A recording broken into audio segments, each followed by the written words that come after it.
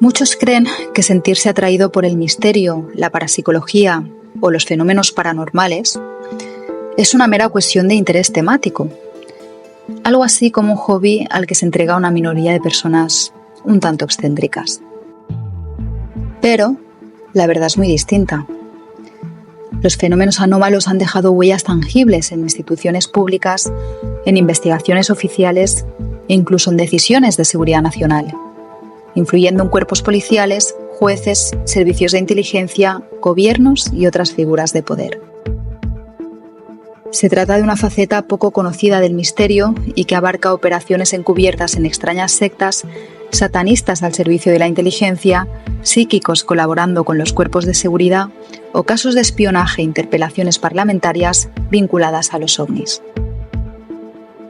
Parece ficción, parece Expediente X, pero es la realidad. Una realidad que ha sido tenazmente investigada por nuestro siguiente invitado. Él es Manuel Carballal, criminólogo, investigador y autor, entre otras obras, de La vida secreta de Carlos Castaneda, Epifanías OVNI y la más reciente, Clasificación confidencial, los nuevos expedientes secretos del CNI, la Policía, Casa Real y el Ejército sobre fenómenos anómalos. Manu, buenas noches, bienvenido, ¿qué tal? Hola, ¿qué tal? Siento un pequeño déjà vu, como si ya hubiese pasado por esto. Perdón. ¿Será un fenómeno paranormal? Debe ser eso, no, quizá coincidimos en una vida anterior. Como sabes que yo soy viajero en el tiempo, soy un crononauta, Es verdad. pues claro, a veces me pasa esto con cierta frecuencia.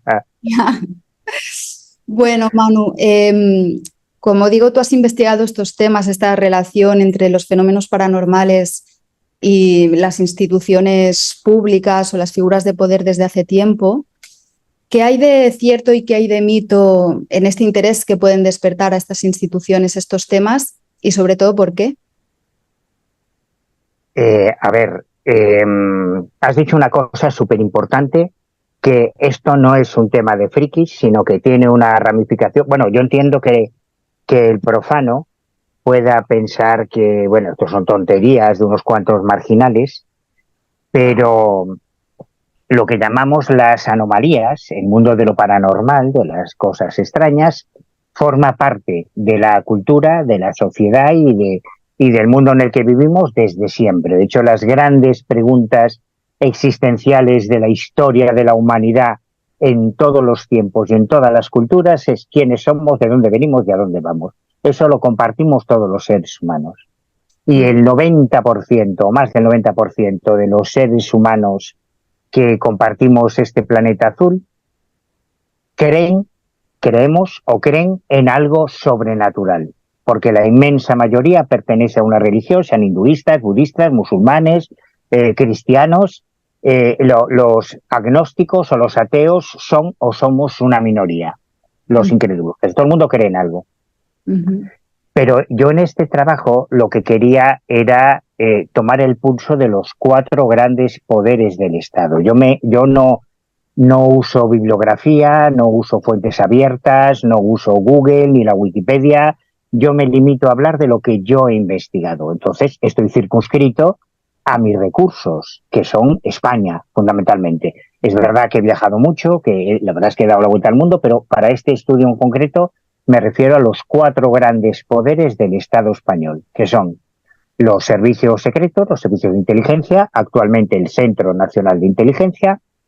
En segundo lugar, la Casa Real, donde mora el jefe del Estado español, que es el rey Felipe VI, y luego los ministerios de Justicia y de Defensa. El Ministerio de Justicia, porque engloba a todas las fuerzas y cuerpos de seguridad del Estado, que son todas las policías, Policía Nacional, policías autonómicas, Guardia Civil, Policía Local, Mossos d'Esquadra, Ertzaintza, Policía Foral de Navarra.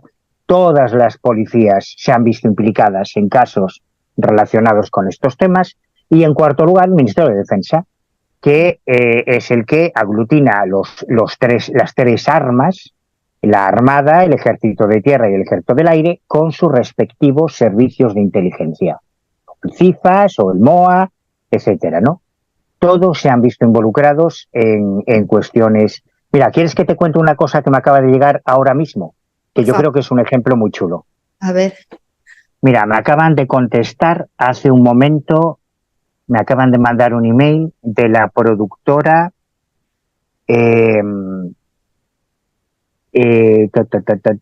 Mod Producciones. Es la productora que ha sacado la serie Las Abogadas, que es una serie que está basada en una historia real, protagonizada por figuras muy emblemáticas de la historia judicial española: Cristina Almeida, Manuela Carmena, que fue alcaldesa de Madrid, y Paca Sauquillo. Son las tres supervivientes, porque la cuarta falleció en 2015, que inspiran esta serie basada en la matanza de Atocha.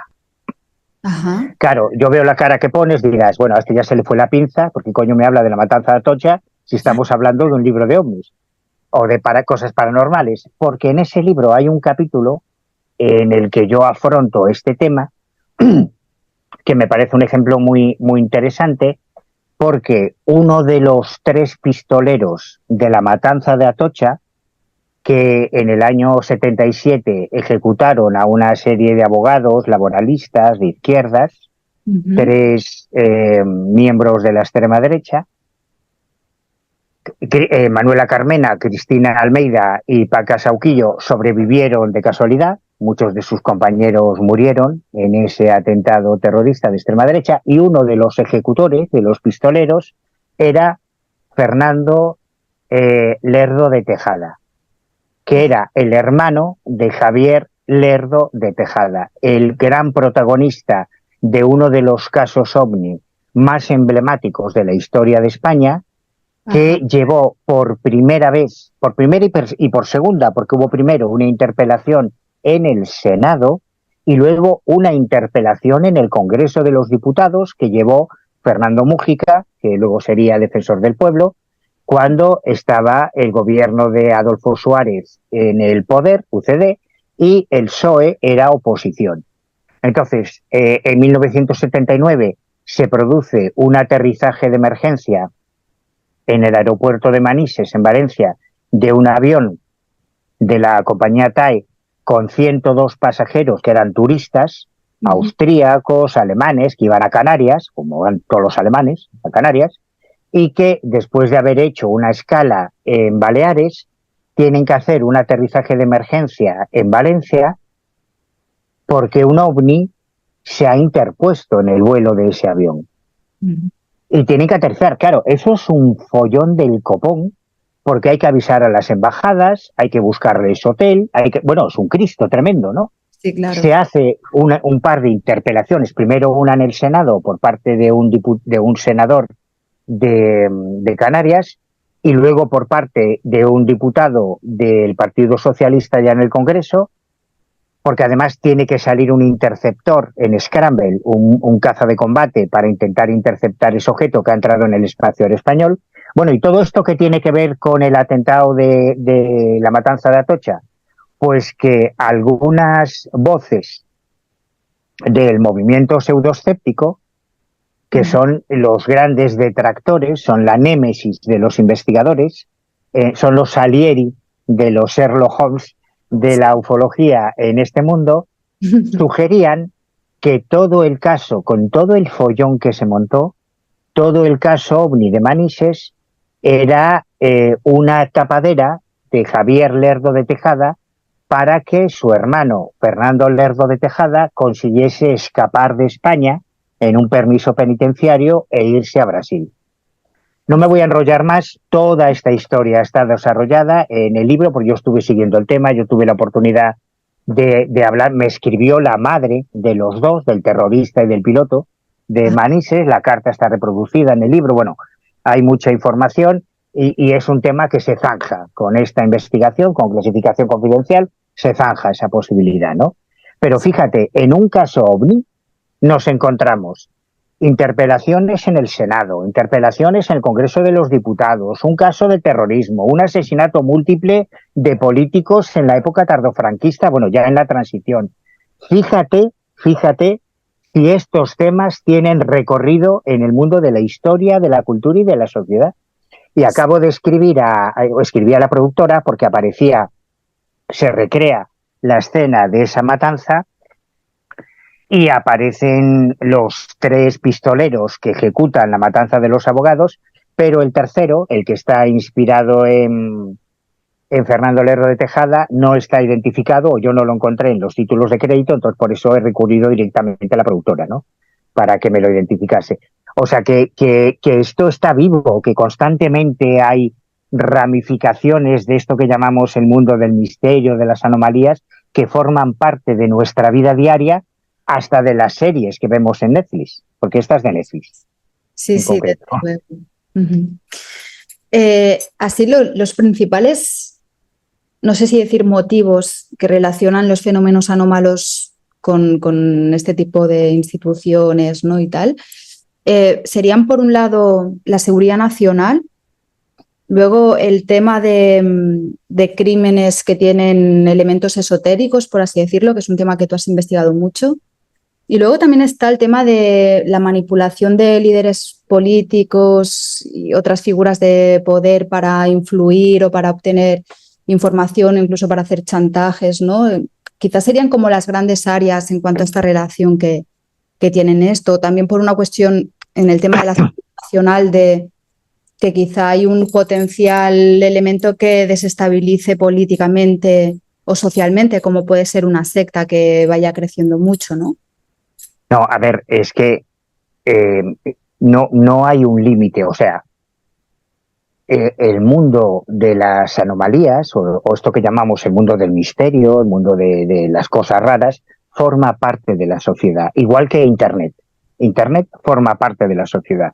Entonces, ¿qué le interesa de Internet al CNI, a la Casa Real, al Ministerio de Justicia, al Ministerio de Interior? Todo, todo.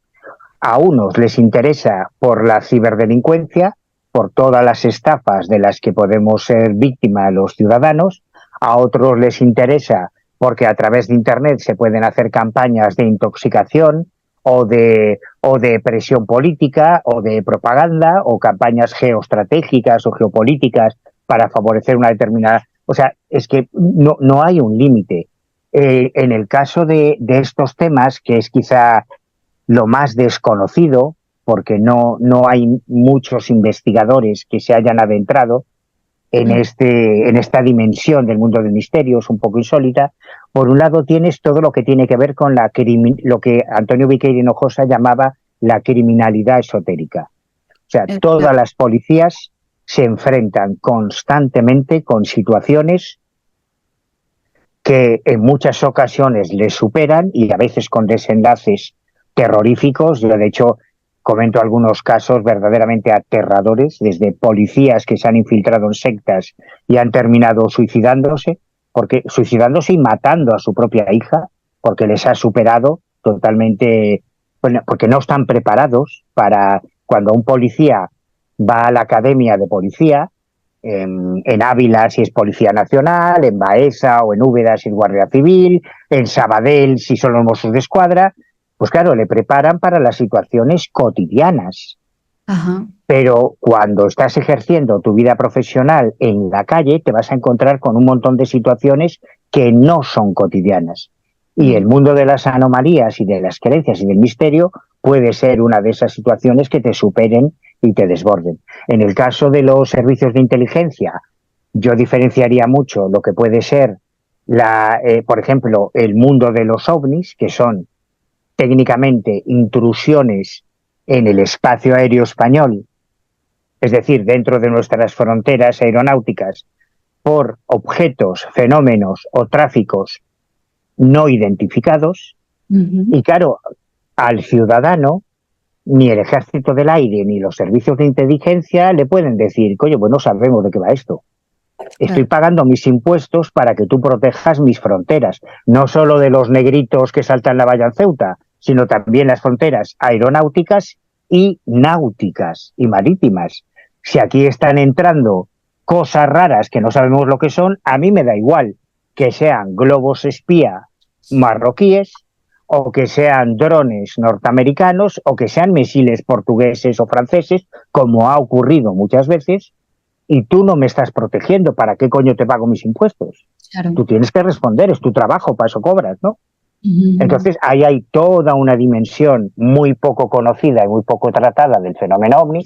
Otra es el uso con fines de inteligencia de las creencias, de las supersticiones y de las sectas, que esto también lo hemos hecho. Lo hemos hecho los españoles y lo han hecho todos los servicios de inteligencia. Entonces, es un universo tan amplio y tan virgen, tan desconocido, porque es tan difícil de investigar, que está todo por hacer. Esto es solo la segunda aproximación que yo hago. Hace 23 años ya publiqué la primera aproximación y esta es la segunda. Los expedientes secretos, ¿no? Está descatalogado por eso, ¿no? Ese primer libro, Manu.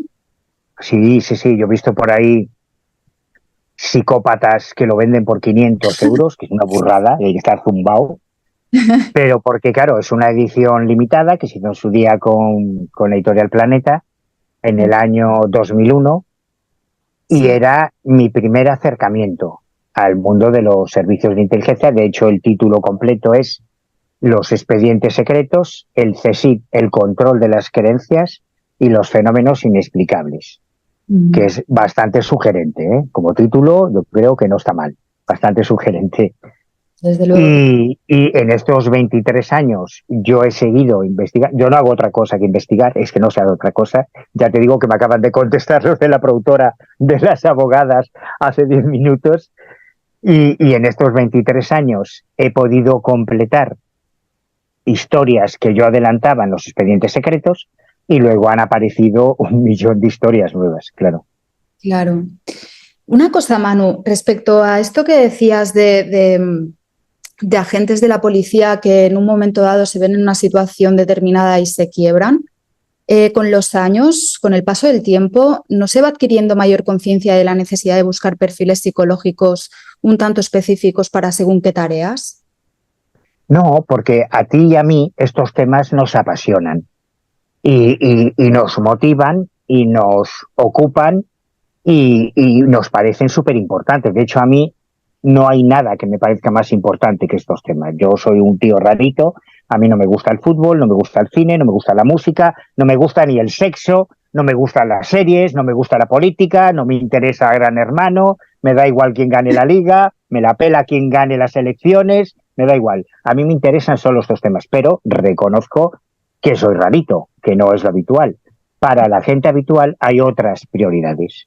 Entonces, para las fuerzas y cuerpos de seguridad del Estado, que a lo mejor, pues no sé, pongamos una vez al mes o una vez cada 2 o 3 meses, hablo de todas las fuerzas y cuerpos de seguridad del Estado, se encuentran con que alguien llama al 091 o al 092 o a la comandancia de la Guardia Civil o a los Mossos de Escuadra porque una familia denuncia que tiene un poltergeist en su casa. Esto ocurre y ocurre mucho más de lo que pensamos, pero no es una prioridad cuando tienes problemas mucho más graves como el terrorismo islamista o como el narcotráfico o como la violación de manadas o como la violencia de género. O sea, hay otros temas más urgentes para las policías que meterse en sectas o investigar estas cosas. Forma parte de su trabajo. Es una de las áreas que tarde o temprano a todo funcionario le va a tocar, le guste o no, Sí, pero no, no es la prioridad. sí, pero yo lo decía más en el sentido de que ya no en relación a estos temas, Manu, sino, por ejemplo, gente que le toca investigar temas relacionados con la pornografía infantil. Yo entiendo que no puedes poner a según qué perfil psicológico porque no tienes no sé lo que se necesita para poder afrontar eso y alguien lo tiene que hacer, ¿no? Pero que haya una mayor cultura de la necesidad de ciertos perfiles psicológicos para según qué tareas, porque si no pasa lo que pasa, que uno se acaba suicidando, no sé cómo decirte.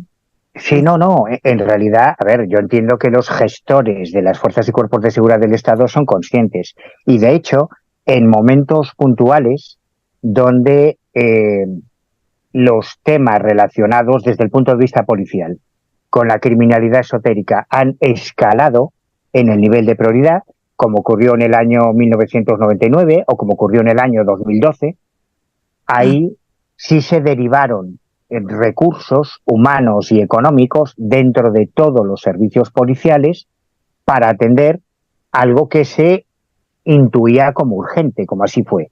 En el año 99 es cuando el FBI emite el informe Mejido, que fue un documento destinado inicialmente a las policías norteamericanas por la particular política de Estados Unidos. Hay un montón de cuerpos policiales, como hay una comunidad de inteligencia con más de, no recuerdo ahora, si son como medio centenar de servicios de inteligencia, es una burrada. En España tenemos el CNI. En otros lugares, en Inglaterra, por ejemplo, tienen el MI5 y el MI6, que es inteligencia interior y inteligencia exterior. En España está todo centralizado, pero en Estados Unidos es una locura. Hay 50.000 agencias que no se hablan entre ellas, y a nivel policial es mucho peor, porque cada estado tiene sus policías locales, nacionales, regionales, comarcales, barriales, bueno, una locura. Entonces, lo que hizo el FBI en el año 99 fue, en ese informe, advertir que ante la llegada del cambio de milenio se presuponía, sus analistas, haciendo prospectiva, que es como se llama esto que hacen ellos, su forma de precognición, la prospectiva, intuían que podían multiplicarse los casos de crímenes rituales y de suicidios colectivos, como así ocurrió ante el cambio de milenio.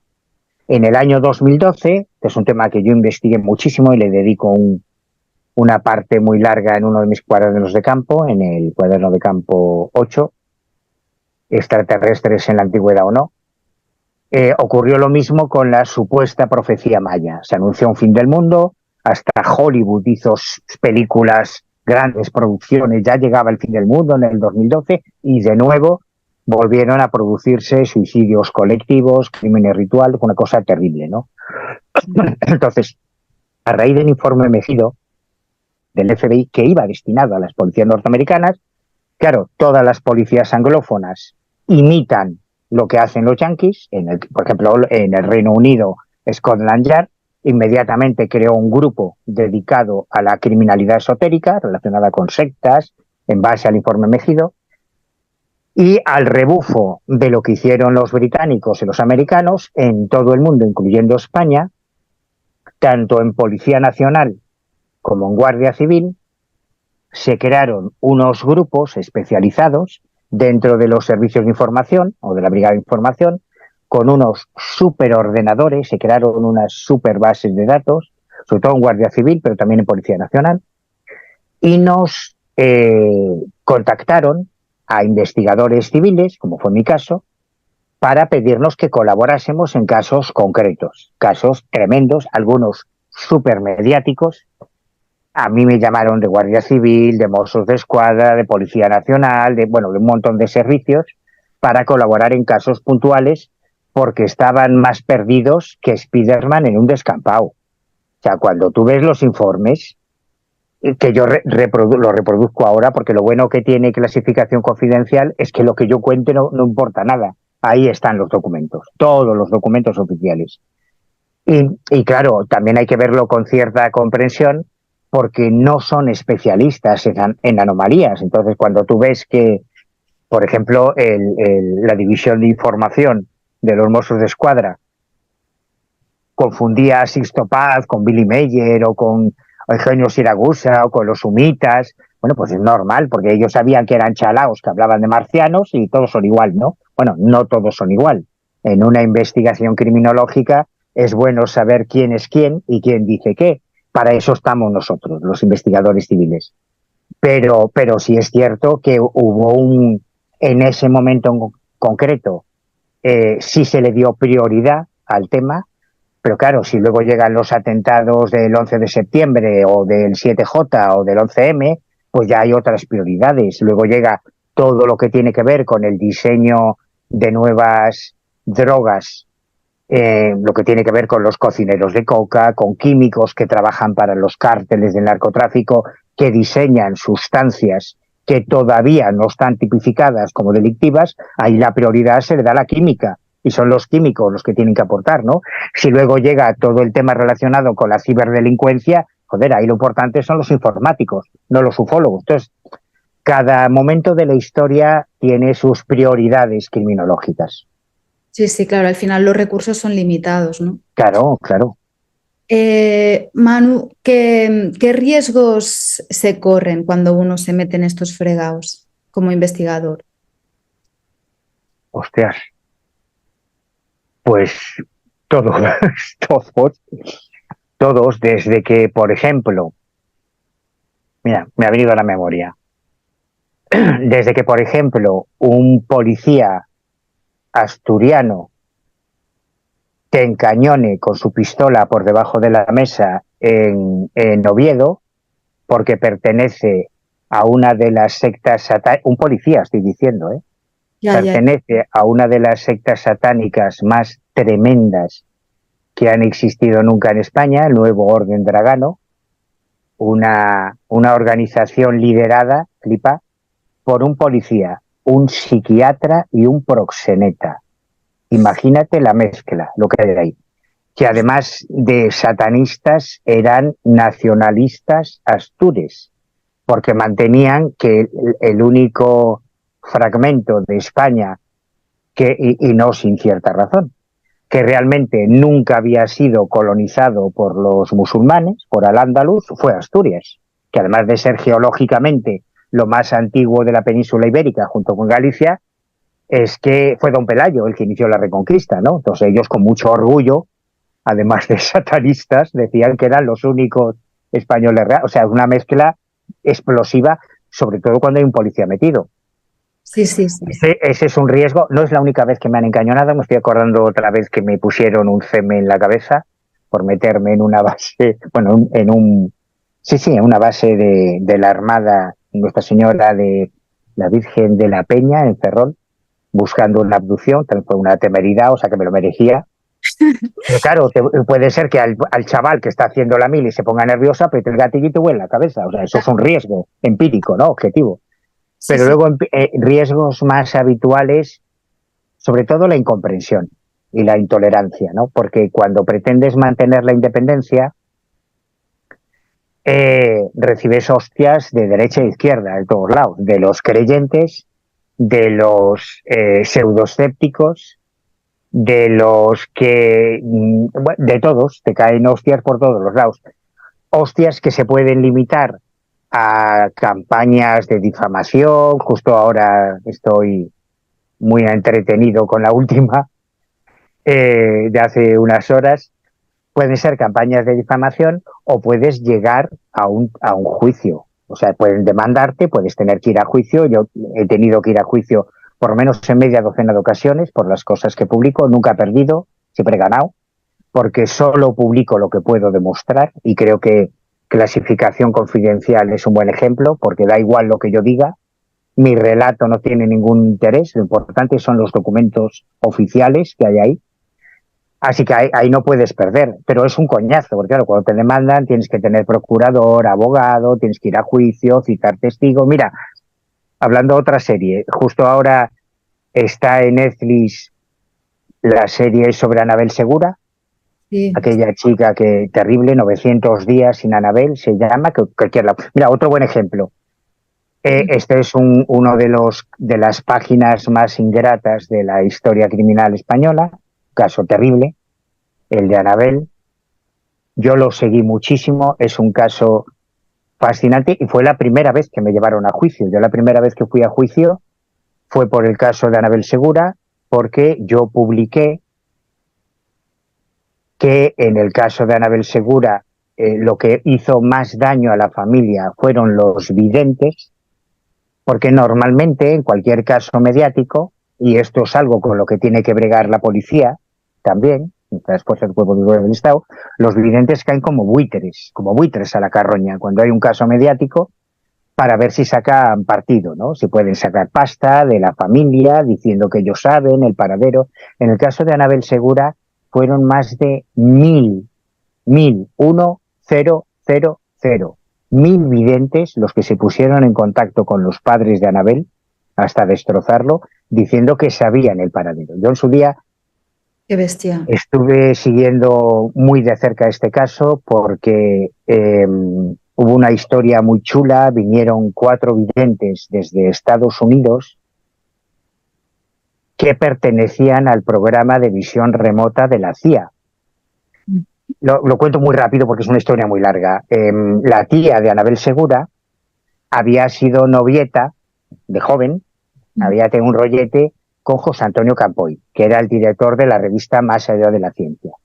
Y cuando Anabel desaparece, durante casi 900 días, José Antonio Campoy decide pagar de su bolsillo a 4 supuestos detectives psíquicos de prestigio que se trajo desde Estados Unidos porque habían pertenecido a un programa que hizo la CIA en su día para desarrollar en agentes de la CIA la visión remota, o sea, supuestas capacidades psíquicas.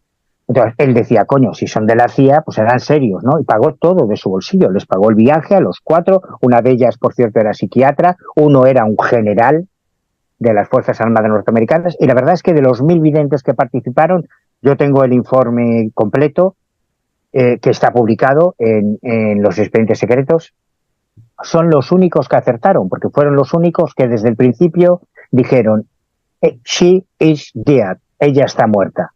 Todos los demás, incluyendo al que me demandó, que era Octavio Aceves, que era un vidente muy famoso en los años 90, a principios de los 2000, fue el primero que me llevó a juicio, todos decían que Anabel estaba viva porque se basaban en lo que los secuestradores fueron dosificando a la prensa y se refleja muy bien en esta serie que ahora está en Netflix, que contextualiza muy bien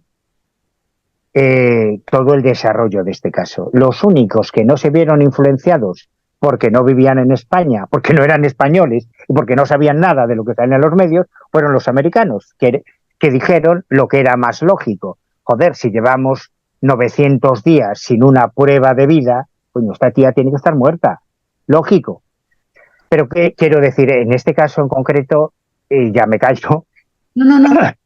yo estuve en el grupo que llevaba el tema. Bueno, de hecho, el gran protagonista de la serie de Netflix es el inspector Jaime Barrado, que es con quien yo estuve en su despacho, en su día, cuando estuve investigando el caso de Anabel, y cuando Octavio Aceves me demanda, yo tuve que citar como testigo al pobre Jaime Barrado, que se cagaba a mis muelas porque tuvo que ir al juzgado a declarar, ¿no? Lo que dice Carvallal es verdad, pues yo hablé con él y lo que dice es cierto, y el Octavio Aceves es un sinvergüenza que no dio pie con bola y ya está.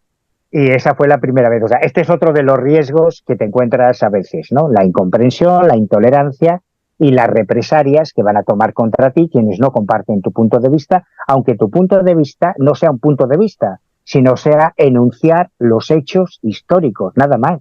Yo no tengo un punto de vista, yo te estoy enunciando lo que ocurrió en cada uno de estos casos. No tomo partido, yo no hago opinión, yo te doy los hechos. Y si te gustan bien, y si no, échales azúcar.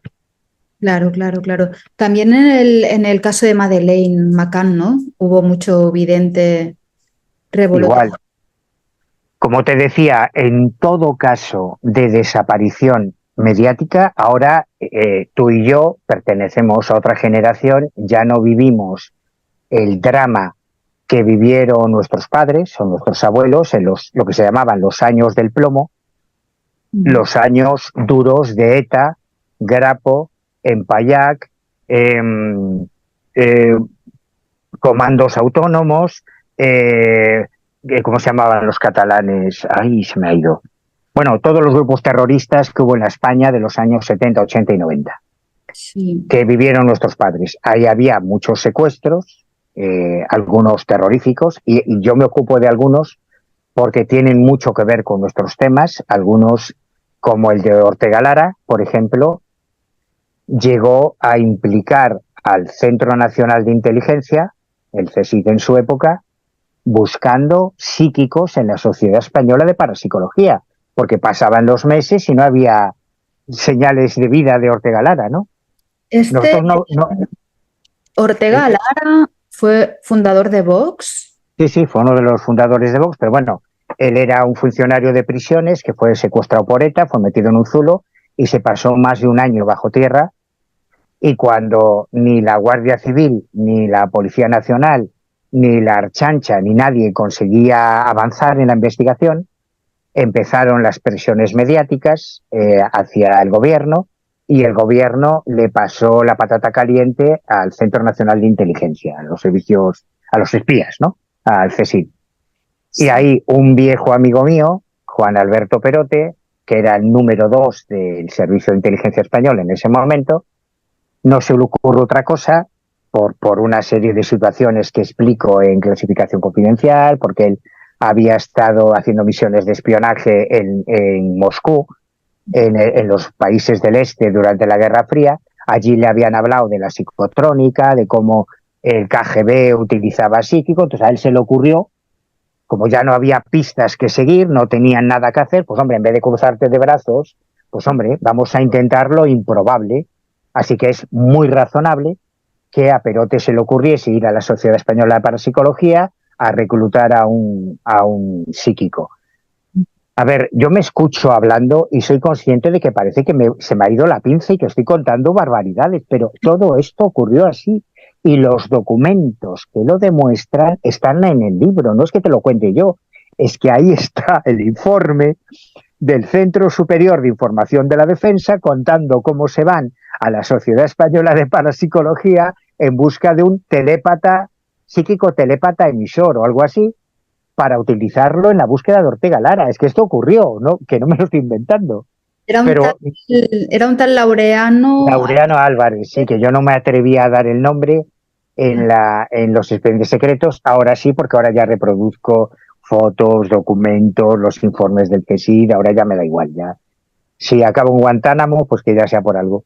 Pero en Espera. el caso de Madeleine, que mencionabas, efectivamente, como te decía, en todos los grandes casos de desaparición mediática, de recorrido mediático, proliferan los videntes. Unos probablemente de buena fe, bien intencionados, pues que han tenido un sueño.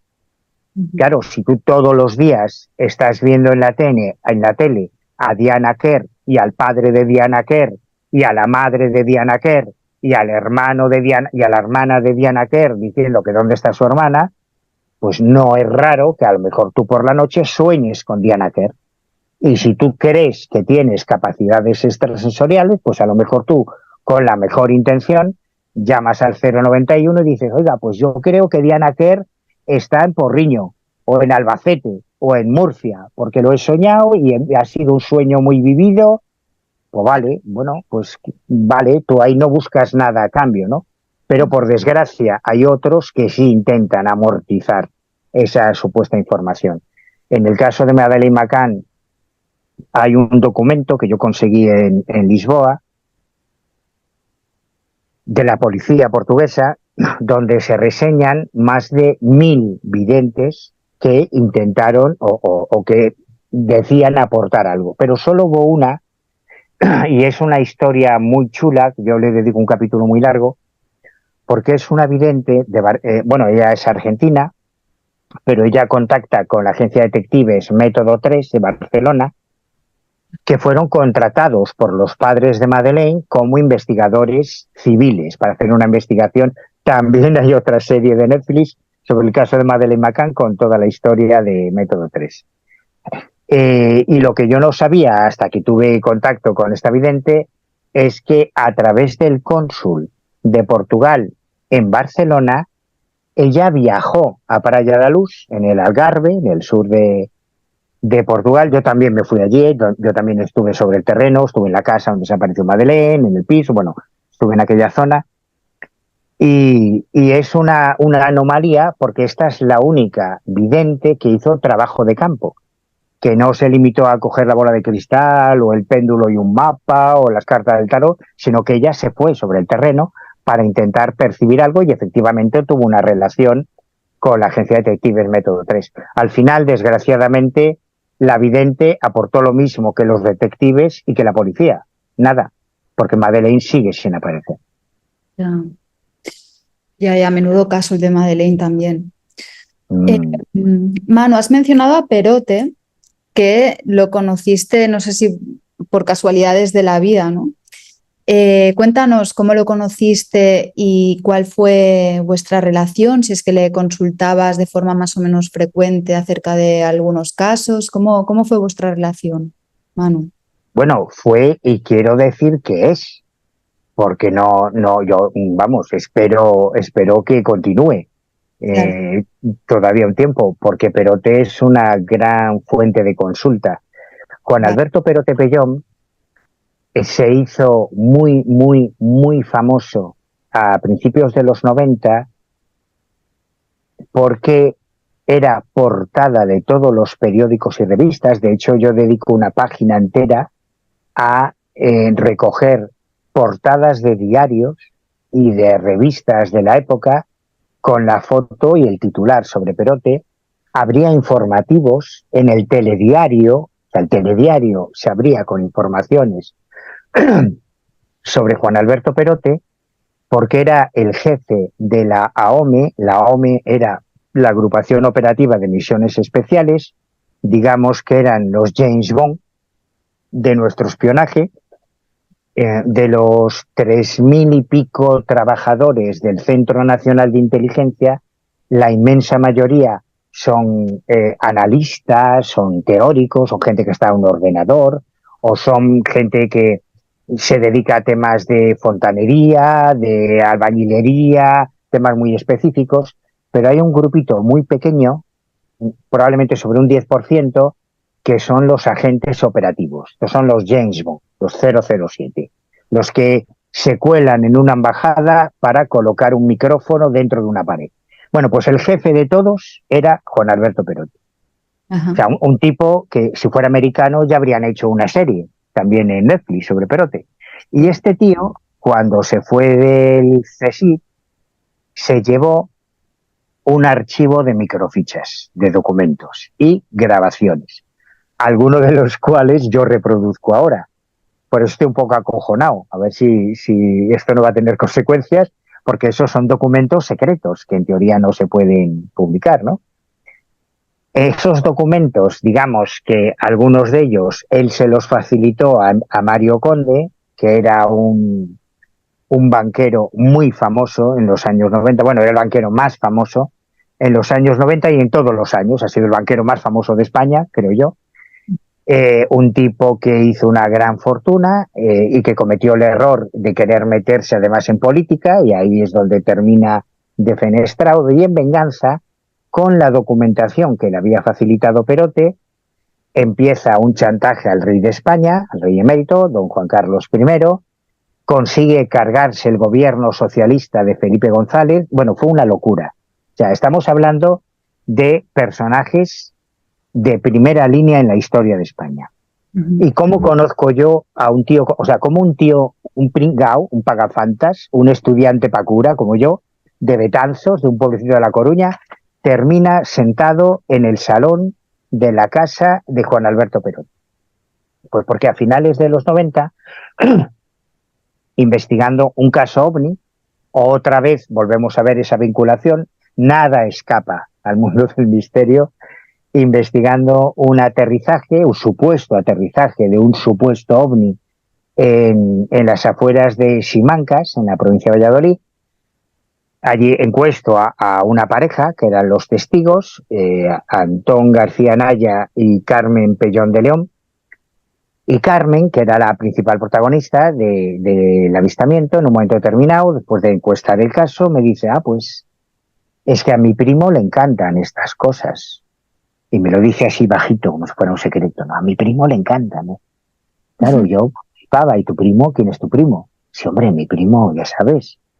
Mi primo. No sé quién es tu primo. ¿Quién es tu primo? El de Zumosol. No conozco a ningún primo. ¿Quién es tu primo? Sí, hombre, sí.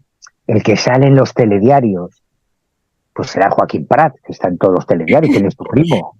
No, mi primo. El de los papeles del CSIC. Claro, yo hasta ese momento no había tenido ni el más mínimo interés por el mundo de los servicios de inteligencia. Ajá. Cuando veo quién es su primo, claro, ella se llama Carmen Pellón de León y su primo se llama Juan Alberto Perote Pellón. Entonces, claro, cuando me dice que su primo es el que está en todos los telediarios y que le encantan estos temas, pues hice lo mismo que harías tú, saltarle a la yugular y decir, oye, a mí me tienes que presentar a tu primo. Y así es como después de mucho insistir, consigo que Carmen me acompañe a Madrid para presentarnos literalmente, o sea, para tomar al asalto la casa de Perote, de su primo, llamando al timbre, ding dong.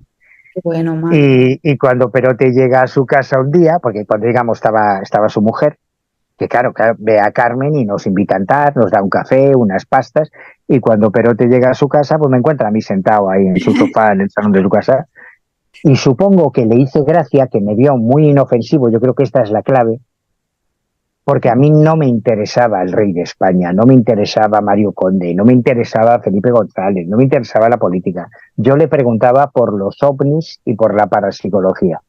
Y además iba de la mano de su prima, a la que le tenía mucho cariño. Entonces yo supongo que aquello fue determinante para que me viese, primero, como alguien inofensivo, que no lo era, y luego para que me cogiese cierto afecto. A partir de ese día le llamé muchas veces para que consultarle temas para mí muy importantes. De hecho, hacia el final de Clasificación Confidencial hay un par de capítulos que yo soy consciente de que son muy difíciles de creer, porque parecen un puto capítulo de Misión Imposible o de la saga de Jason Bourne, pero así fue como ocurrió. Es exactamente así. Y ahí Perote también tuvo un papel determinante para analizar algunos de los documentos que me habían filtrado sobre supuestos ovnis estrellados en España, con recogida de restos orgánicos. Lo que se está contando ahora en el Pentágono y en el Capitolio de Estados Unidos, eso ya pasó en España a finales de los 90 y principios de los 2000. O sea que van súper retrasados los yanquis con respecto a nosotros, ¿no? Y ahí Perote también tuvo un papel importante y sobre todo a la hora de presentarme a miembros de otros servicios de inteligencia, que es como empieza a rodar esta bola de nieve, que es Clasificación Confidencial, que es ir conociendo gente de distintos servicios de inteligencia para saber cómo gestionan ellos, la CIA, el Mossad, la DGI, el MI5, el MI6, cómo gestionan ellos toda la información relativa a las anomalías o al mundo del misterio. De hecho, ahora que comentabas esto de España frente a Estados Unidos, el tema de los ovnis ha estado presente en más de una ocasión en el Congreso, ¿no? Aquí en España, que es una cosa que en general la gente desconoce. Sí, a mí me parece uno de los capítulos más alucinantes. Bueno, a ver, que todos son muy alucinantes, pero como es muy cercano, porque aquí tú puedes dar nombres y apellidos que todo el mundo conoce. Claro, si yo digo que en 1979 un senador del Partido Popular porque todo el mundo cree en el mundo del misterio, todo el mundo piensa que la primera vez que se hizo una interpelación parlamentaria por un caso OVNI, o sea, la primera vez que el tema OVNI llega al Congreso, fue con el caso Manises y con Fernando Mújica. Claro, es verdad que fue por el caso Manises, pero Mújica no fue el primero. Hubo una anterior y en el Senado. Porque el día que se produce el caso Manises, casualmente el ministro de Defensa del Gobierno de España estaba en Valencia. Y hay una primera intervención en el Senado. Luego ya viene Mújica, que pertenecía a la oposición, al Partido Socialista Obrero Español, e increpa al gobierno de UCD de Adolfo Suárez para que diga por qué un avión de pasajeros ha tenido que hacer un aterrizaje de emergencia en el aeropuerto de Manises, en Valencia, por un objeto no identificado. ¿Para qué pagamos impuestos? ¿No? Lo que te explicaba antes. Lo interesante es que cuando Felipe González gana las elecciones y llega al poder, es el Partido Popular el que hace no una ni dos, sino hasta tres o cuatro interpelaciones parlamentarias por casos OVNI concretos, interpelando al gobierno que está en ese momento, que es el Partido Socialista. Pero cuando es Aznar el que gana las elecciones son otros partidos como Izquierda Unida o como UCD los que interpelan al gobierno de Aznar por casos de ovnis. Y el último fue hace muy poquito. La última vez que se trató el tema en el Congreso fue el año pasado, que fue el Partido Nacionalista Vasco, durante la moción de censura que hizo Vox al gobierno socialista para presentar la candidatura de Tamames. Bueno, una historia muy simpática. Es decir, yo me pasé mucho tiempo, yo he ido muchas veces al Congreso, he estado en el Senado, yo he estado con los diputados que han hecho esas interpelaciones, o sea, no solamente tengo los registros, los diarios de sesiones de cada una de esas interpelaciones y de las respuestas, sino que además he estado con los protagonistas, con los políticos que han llevado el tema, ¿no? Y es súper cachondo ver cómo utilizan políticamente el tema OVNI como un arma política. Siempre es la oposición la que usa los ovnis para tocar las pelotas al gobierno que esté en el poder, pero cuando ellos llegan al poder hacen exactamente lo mismo, porque no pueden hacer otra cosa. ¿Y a qué me refiero con esto? A que nunca, jamás podrán ser transparentes con lo que saben del fenómeno OVNI, porque entre otras muchas cosas, detrás del fenómeno OVNI hay situaciones conflictivas e incómodas desde el punto de vista diplomático que pueden generar conflictos internacionales y que mientras solo toquen los huevos los frikis de los ovnis y los testigos hablen de marcianos, eso se puede neutralizar mediáticamente.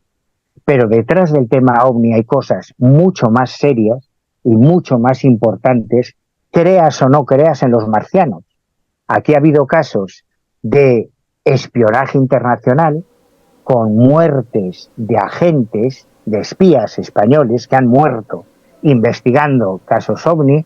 Aquí ha habido montones de casos de ovnis estrellados en suelo español de distintas nacionalidades, italianos, americanos, que han sido recogidos por las tropas, por ejemplo, en el caso de los americanos de la base de Rota, sin darle explicaciones al gobierno de España, como si esto fuese Texas. Esta no es una frase mía, esta es una frase que me dijo Willy Meyer en su despacho en el Congreso de los Diputados en Madrid.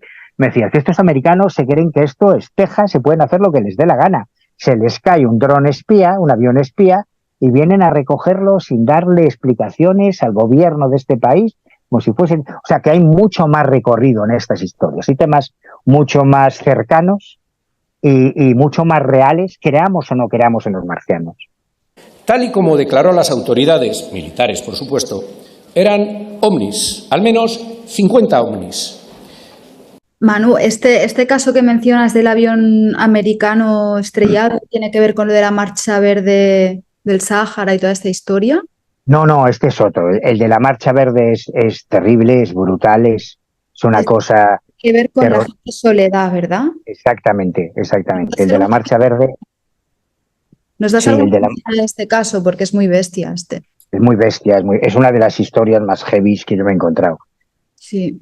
Yo tuve la suerte de conocer y además tener una gran relación y muchísimo cariño a Dominique Pastor Petit. Pastor Petit, si cualquiera de tus oyentes mete en Google Pastor Petit espionaje, Pastor Petit es el mayor espiólogo de la historia de España, es un gran experto en el mundo de la inteligencia, fue una de las fuentes a las que yo acudí cuando estaba empezando a investigar todo esto. Y me acogió con muchísimo cariño, siempre me trató muy bien, me puso en contacto con gente de diferentes servicios y él tiene más de medio centenar de libros publicados sobre la historia del espionaje y tiene uno en concreto, además de dirigir la mayor enciclopedia de los servicios secretos que se ha hecho en español, son 8 tomos, es una maravilla, una joya. Tiene se llama así, Diccionario Enciclopédico del Espionaje, cuya última edición corrió a cargo de la Universidad Complutense de Madrid. O sea que estamos hablando de palabras mayores, ¿eh?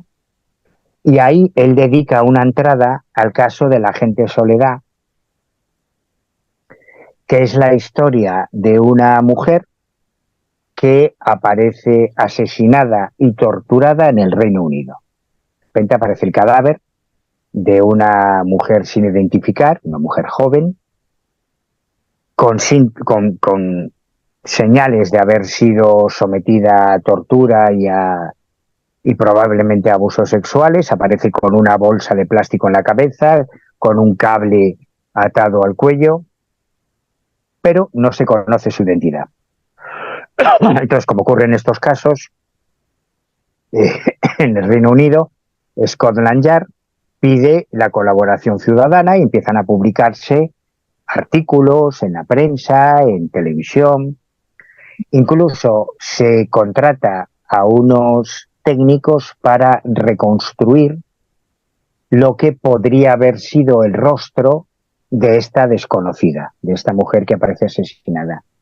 La verdad, yo reproduzco las fotos de esa reconstrucción y bueno, y del cadáver y de todo, y no sé qué da más miedo, si el cadáver o la reconstrucción que hicieron los expertos, porque, joder, Sí. la debieron hacer con plastilina, no sé, una cosa terrible, da más miedo casi la reconstrucción que el propio cadáver. Claro. Pero no se consigue identificar a esta mujer y de repente aparece un taxista que dice que justo unas noches antes de aparecer el cuerpo, él había recogido a un norteamericano, a un militar norteamericano y a una joven que él creía que era española y que en algún momento pronunció el nombre de Soledad, que la conversación que mantienen en el taxi hablaban de que ella había estado al servicio de alguien relacionado con los Beatles, por eso él se acordaba, que hombre, los Beatles en el Reino Unido, joder, como una institución, ¿no? Claro. Y bueno, comenta eso que se queda ahí. Al final la policía descubre que efectivamente hubo una joven española que se llamaba Soledad, de ahí viene el nombre, que había estado trabajando para un representante de los Beatles. Yo toda la información, todos los nombres está en el capítulo que dedico, no me acuerdo ahora de memoria. Y bueno, mientras esto ocurre en el Reino Unido, en España, el diario 16 recibe unas comunicaciones de una fuente que se identifica como agente del SECET y dice que su compañera en el SECET, con lo cual ya la señala como agente de inteligencia del servicio secreto anterior al CSIC, el SECET fue el Servicio Central de Documentación de Presidencia de Gobierno que organizó Carrero Blanco, que es anterior al CSIC, que había sido asesinada en el Reino Unido mientras investigaba la injerencia de la CIA en la Marcha Verde. Todo esto, aunque me enrolle como una persiana, al final voy a lo que me habías dicho. Está bien. Y a mí me llega otra fuente, además de Pastor Petit, que me dice que toda la historia de Soledad surge de un caso OVNI, técnicamente es un caso OVNI, porque es la detección de un tráfico no identificado en los radares de la base aérea de Gando, en Las Palmas de Gran Canaria. O sea, de repente el radarista detecta un objeto no identificado en el radar que está bordeando la costa del Sáhara, en lo que ahora es Marruecos, y todo eso, según me explica mi fuente, ese tráfico, ese OVNI, era un avión de guerra electrónica norteamericano que tenía sede en una base norteamericana en el Reino Unido, que es donde va a investigar Soledad y donde terminan matándola. Bueno, grosso modo, de una forma muy reducida, esta es la historia. O sea que tenemos una historia que empieza con un OVNI en la base aérea de Gando, un agente del Servicio Secreto Español del SECET que se desplaza al Reino Unido para investigar qué era ese avión, y ese avión era un avión de guerra electrónica que estaba interceptando todas las comunicaciones previas a la Marcha Verde, que supone un paradigma en la historia geopolítica del norte de África, porque es el momento en que Marruecos entra en las fronteras de lo que era el Sáhara español, abandonamos a los saharauis, Marruecos toma posesión de lo que era el Sáhara español, y eso marca un antes y un después en la historia del norte de África. Qué historias, Manu. Em, Antes hablábamos de riesgos. Yo no sé cuántas veces te deben haber amenazado, pero uno de los que te amenazó en su momento fue Gabriel López de Rojas. ¿Y Wow, tal qué bueno. acabaste teniendo buena relación con él? ¿O cómo fue eso? Cuéntanos un poco la historia, qué fue la Orden Illuminati 666, qué tiene que ver con Mario Conde. Cuéntanos porque es otra historia alucinante que Es recoges. que, si es que yo sé que, o sea, esto parece una paja mental, pero es que todo, de verdad, yo prometo, doy mi palabra de honor de que todo está documentado con las pruebas pertinentes en el libro. Ujú. En los años 90, el satanismo en España gozaba casi de tan buena salud como ahora. Ayer sin ir más lejos, se celebraba en Madrid la primera feria satánica impulsada por satanistas de España en Madrid. Y en los 90 había varios colectivos, el satanismo gozaba de muy buena salud. Y de todas las organizaciones que existían, probablemente la más importante era la Orden Illuminati 666, Ujú. que lideraba el gran maestre Gabriel López de Rojas. La Orden Illuminati era una orden luciferiana paramasónica, él venía de la masonería, porque él, digamos que tenía ascendencia judía, tenía mucha relación con Israel por su familia, pero había vivido una experiencia con lo que nuestro querido David Cuevas llamaría lo inexplicado, ¿no? Había tenido una visión de una entidad que se le había parecido. Probablemente ahora lo identificaríamos con los visitantes de dormitorio o con las parálisis del sueño, pero digamos que él lo identificó con una aparición del Baphomet, de la representación del diablo, del macho cabrío en el mundo del ocultismo. Ajá. Entonces, él era un creyente, él decía que él había visto al diablo realmente en carne y hueso, que se le había parecido, y funda esa orden. Ujú. Y como era un tío, además de ser muy guapo y muy atractivo, era un tiparrón de casi 2 metros de altura, atlético, que hablaba muy bien, pues tuvo mucho recorrido mediático, y aparecía en los medios de comunicación, publicó un montón de libros con grandes editoriales, tenía su propia revista en España. Esto no lo sabe mucha gente, en España han existido varias revistas satánicas para satanistas. Y Baphomet. una de ellas, Baphomet, era la que editaba la Orden Illuminati, que Ujú. publicaron, yo creo que tengo todos los números, yo tengo 10 o 12, o sea que por lo menos se publicaron 10 o 12 números, que me consta porque los tengo, ¿no? Y aparecen también las fotos en el libro. Y llegó a tener, que es una anomalía, porque el satanismo es un sistema de creencias muy marginal, para gente muy zumbada. Para mí están pirados todos los satanistas, ¿no? No me los tomo demasiado en serio. Pero suelen ser grupos muy pequeños, de muy pocos miembros, pero la Orden Illuminati llegó a tener más de 200 afiliados. Es una burrada para Sí, una secta satánica española, es una barbaridad. sí, sí, sí. Y yo empecé con muy mal pie con él, porque yo en aquel momento iba para cura, todos los satanistas eran mis enemigos naturales. Ujú. Y yo era su enemigo natural. Yo reproduzco en este libro anónimos que me enviaba Gabriel López de Rojas, que luego ya dejaron de ser anónimos, claro, cuando me dijo que había sido él, cuando yo todavía vivía con mis padres, y que me causaron muchos problemas con mis padres, claro, porque mi madre, la pobre, ya no sabía qué hacer conmigo. Decía, pero deja ya estas mierdas de meterte en líos, porque me escribían a Manuel Carballal el monaguillo fascista, porque yo estaba estudiando teología, para cura, me llamaba monaguillo fascista. Entonces, empezamos con muy mal pie. Lo que pasa Ya. es que yo publico en 1990 mi primer libro, que es un libro sobre satanismo. El primer libro que se escribió en España sobre satanismo fue El síndrome del maligno, que yo escribo con Gabriel Carrión. Ujú. Y como yo en todo lo que publicaba siempre fui muy respetuoso con mis fuentes, yo creo que finalmente Gabriel valoró eso y terminamos teniendo una relación cordial. Yo, además, le pedí entrevistarlo, al principio me mandaba la mierda, o lógicamente, pero yo insistía, yo no soy tan pesado como David Cuevas, pero bueno, hago lo que puedo y al final conseguí reunirme con él en varias ocasiones y supongo que le hice gracia, no sé.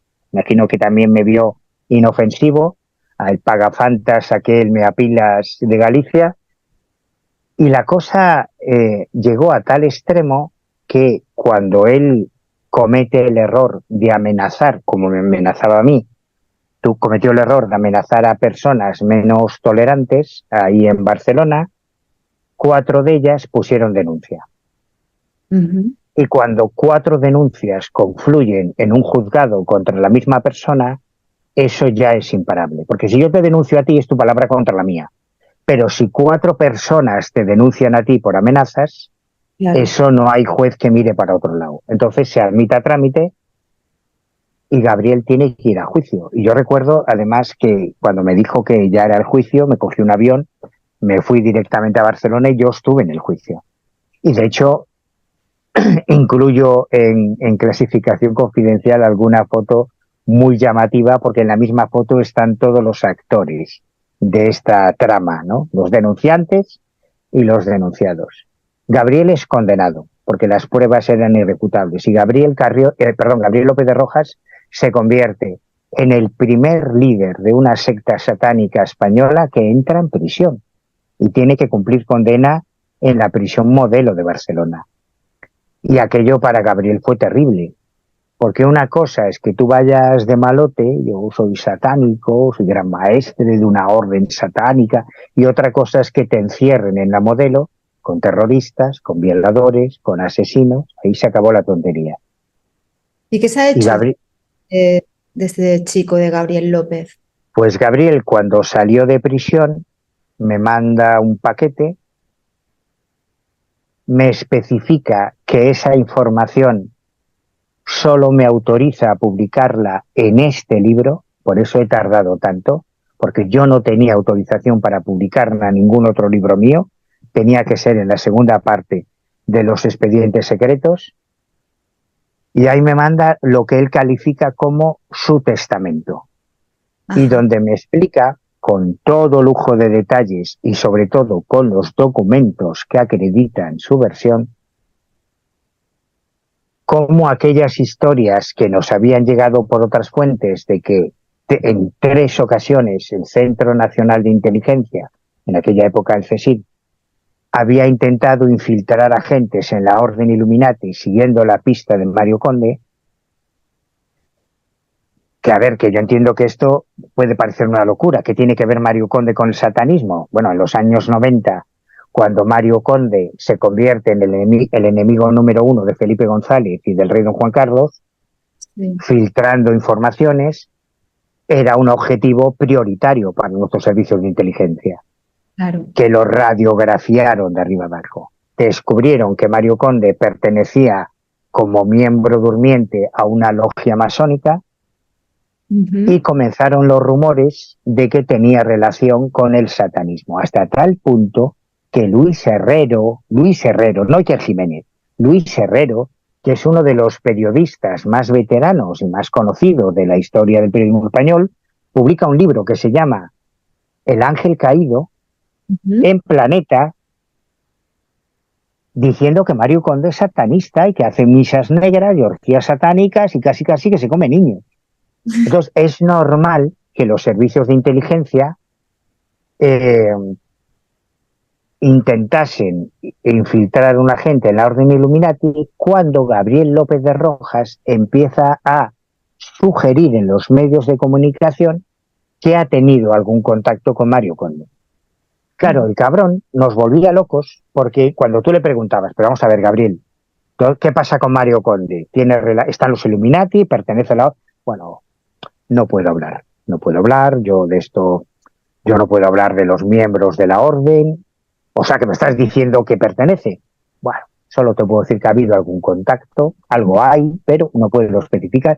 Claro, y el cabrón nos tenía así todo el día, jugando a esa ambigüedad que a él le daba muchos puntos a nivel mediático, pero nunca precisaba, hasta que me llega ese paquete de documentos. Y entonces ahí no solo está toda la historia de los intentos de infiltración del CSIC en la Orden Illuminati. Yo conocí a 2 de los agentes del CSIC que intentaron infiltrarse, a la tercera no, la tercera, que fue la primera, o sea, la primera fue una chica, una colaboradora del CSIC que tenía que haberse infiltrado, pero que quedó tan seducida por Gabriel que terminó convirtiéndose en su amante y trabajando para Gabriel en vez de para el servicio, ¿no? Que es una historia muy flipante. Sí, totalmente surrealista. A los otros 2 los conocí personalmente. Y lo más interesante de esa historia probablemente es que Gabriel me confiesa con detalle cómo efectivamente la preocupación y la ocupación de la inteligencia española estaba justificada porque él llevaba años colaborando con el Mossad a través de un agregado de cultura de la Embajada de Israel en Madrid, al que él le enviaba informes de ciertos miembros de la comunidad del misterio de Barcelona vinculados a la extrema derecha, como Ernesto Milá, como personajes conocidos, ¿no?, del mundo del misterio. O sea que Gabriel sí trabajaba para el Mossad israelí, para la inteligencia israelí, en temas relacionados con el mundo del misterio, y sí hubo un intento de infiltración, no uno, sino 3 intentos de infiltración de nuestros servicios secretos, la Orden Illuminati, siguiendo la pista de Mario Conde. O sea, una historia de película alucinante y yo creo que muy divertida, y un capítulo también muy chulo de este trabajo. Y desde luego es que todo el libro está repleto de casos que a cada cual más surrealista o más flipante. Ya casi para terminar, Manu, háblanos de algún caso que tenga que ver con jueces, que es otro tema que abordas. Sí, claro. Es que en un Estado de Derecho como el nuestro, en una sociedad democrática como es España, todos podemos especular, podemos debatir, podemos opinar en Twitter, conjeturar, ¿qué es la verdad? Pero la verdad es relativa, es tu verdad, es mi verdad, ¿qué es la verdad? ¿La verdad? No, la verdad es la que es. La verdad es una, no hay más verdades. Si no quieres definirlo como la verdad porque puede ser un término más especulativo, sujeto a interpretaciones filosóficas o teológicas, hablemos de los hechos. Y desde el punto de vista de los hechos, de la realidad, del mundo en el que vivimos, la opinión que al final zanja todo debate es la de un juez. El Poder Judicial es el único que tiene la capacidad para dirimir qué es real y qué no lo es. Tú puedes ser un presunto delincuente, un presunto político corrupto, un presunto estafador, un presunto violador, hasta que viene un juez y dicta sentencia. Entonces se acabó el presunto. O eres o no eres. Y los jueces, en cualquier sociedad democrática, son los únicos que tienen el poder para definir qué es real o qué no es real. Tú puedes referirte a un político como presunto corrupto hasta que hay una sentencia. A partir de ahí quitas el presunto y ya es un corrupto, ¿no? O violador, o asesino, terrorista, lo que sea. Y es sorprendente la cantidad de ocasiones en que los jueces, el Poder Judicial, la magistratura y la judicatura se ha visto involucrado en casos que pertenecen al mundo del misterio, de los ovnis, de lo paranormal, que son absolutamente alucinantes porque estamos hablando o de sentencias judiciales o de expedientes judiciales, de investigaciones de juzgados de primera instancia, de casos absolutamente paranormales. Y me han parecido unos documentos tan valiosos, primero por ser una rareza en la historia judicial, que yo creo que cualquier abogado o cualquier interesado en la historia jurídica fliparía al ver estos documentos, porque son documentos en los que un juez está investigando, por ejemplo, una agresión de un ovni, o una casa encantada, o un crimen ritual, o un suicidio ritual. O sea, son casos alucinantes. La misma sentencia del proceso contra Gabriel López de Rojas es flipante. La sentencia que lo condena a entrar en la Modelo de Barcelona es alucinante porque en una sentencia hay lo que se llaman elementos probatorios, la justificación de esa sentencia, en la que el juez no solo dice, inocente, culpable, no, tiene que justificar, tiene que hacer unos argumentos de derecho para justificar ese veredicto, ¿no? Y esos documentos son auténticas maravillas, y algunos de los documentos de este trabajo de los que yo estoy más orgulloso, porque si yo cuento cómo conseguí esos documentos, no se lo cree nadie. O sea, que me río yo de Tom Cruise en Misión Imposible, un aficionado. El Ethan Hunt es un aficionado. El James Bond No es lo un conozco. aficionado. O sea, las burradas que yo he tenido que hacer para conseguir rescatar literalmente de los sótanos de los juzgados de Sevilla unas diligencias judiciales del juzgado de instrucción número 2 del magistrado Santos Bozal Gil por una agresión de un ovni, Qué bestia. no se lo cree nadie, pero es que el documento en sí es una joya, porque ves las carencias que tenemos los investigadores civiles, ¿no? Los aficionados. Porque claro, cuando un juez de instrucción investiga, tiene todos los recursos a su alcance. Investigue lo que investigue, da igual que sea un crimen, una violación, una desaparición o un avistamiento ovni, da igual. Porque un juez llama al hospital. O sea, esta historia en concreto, muy rápidamente, no es la única, ¿eh? Yo saco un par de casos, pero este en concreto empieza cuando un ciudadano español ingresa en el servicio de urgencias del Hospital San Lázaro de Sevilla con unas heridas, con unos hematomas, una conjuntivitis, porque dice que le ha agredido un ovni. A los médicos de urgencias les da igual que tú digas que ha sido un marciano o que ha sido una banda de delincuentes. Si hay una agresión, eso se tiene que notificar al juzgado. Es como cuando llega un padre con el niño y dice: es que se me ha caído de la bici. Ya, pero tu niño tiene el ojo hinchado. Esto se notifica por si ha habido un caso de violencia doméstica. O cuando llega una mujer con hematomas, no, es que me he caído en la ducha. Ya, sí, pero bueno, a ver si va a ser un caso de violencia de género. Esto hay que notificarlo. Y eso ya pasa, ahí está armado nuestro proceso judicial, unos mecanismos para que eso llegue al juzgado pertinente. En este caso, le llega al juez Santos Bozal Gil una supuesta agresión por un ovni, y él tiene que investigarla, es su deber, para eso cobra, como cualquier otro caso de agresión. Pero claro, este juez puede pedir los informes médicos que están incluidos en el sumario, puede puede llamar a declarar a la Guardia Civil del pueblo para ver si este tío tiene antecedentes por ebriedad o por alguna conducta desordenada. Claro, nosotros eso no podemos hacerlo.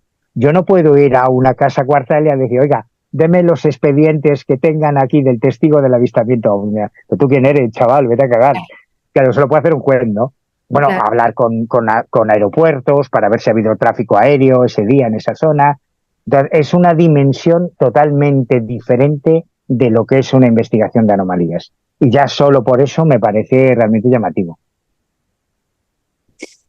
Pues Manu, desde aquí recomendamos obviamente tu último libro, Clasificación Confidencial. Hemos podido dar alguna pincelada de lo fascinante que es lo que recoges en él, pero bueno, pues eso, animamos a los oyentes que lo adquieran. ¿Cómo se puede adquirir? Ahí ya le hemos liado. ¿Por? Ahí ya le hemos liado. Porque no me sé muy bien cómo se puede. A ver, es una autoedición. Bueno, pues hay una página, lo más práctico, lo más económico y lo más rápido es una página que se llama... Ay, Dios, ¿cómo se llamaba?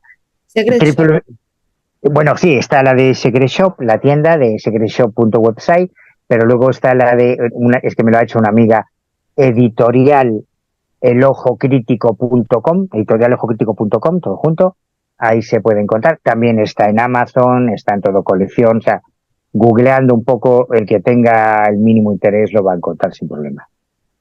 Manu, pues ¿alguna última reflexión antes de terminar al respecto de todos estos temas? Hombre, pues ya viniéndome muy arriba, yo casi puedo garantizar que el lector, si no lo flipa con lo que va a leer, le devuelvo el dinero. Porque yo no sé si le va a gustar o no, porque a lo mejor no se va a encontrar lo que espera. Yo solo prometo que va a encontrarse los hechos, la realidad social, los informes, los documentos que dejan claro qué es lo que hay. Lo que hay a lo mejor no es lo que tú querrías que hubiese. Tú a lo mejor querrías que hubiese pues restos de marcianos estrellados, no en Roswell, pero bueno, en Albacete, con una autopsia que se hubiese hecho en un hospital. Eso no lo vas a encontrar porque eso no existe, no está detrás. A lo mejor no te vas a encontrar la evidencia empírica de espíritus del más allá, en el poltergeist de Vallecas, porque nunca hubo espíritus en el poltergeist de Vallecas. Hubo policías, pero hubo otras cosas. O sea, yo lo único que te puedo prometer son los hechos. Y luego ya tú gestiónalos como tú quieras.